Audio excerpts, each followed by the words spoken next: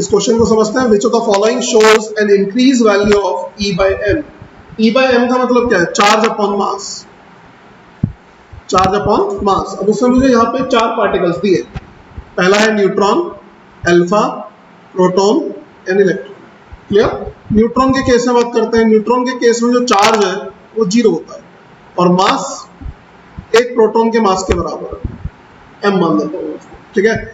Alpha particle के case में charge होता है 2 इलेक्ट्रॉन के चार्ज के बराबर होता है। हम सिर्फ मैग्नीट्यूड की बात कर रहे हैं। 2 इलेक्ट्रॉन के चार्ज के बराबर होता है और जो मास होता है वो 4m के बराबर होता है, क्योंकि 2 प्रोटॉन 2 न्यूट्रॉन। प्रोटॉन की अगर हम लोग बात करें तो 1 इलेक्ट्रॉन का चार्ज होता है और 1 प्रोटॉन का मास होता है।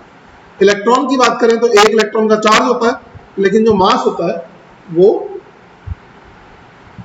प्रोटॉन के मास का 1/1870 टाइम्स होता है, ठीक है। तो अगर हम लोग इसका E अपॉन M देखें तो इसका जो E अपॉन M है न्यूट्रॉन का वो तो 0 आ गया। अल्फा पार्टिकल का मैं देखूंगा E अपॉन M तो 1/2 आएगा, 1/2 E अपॉन M।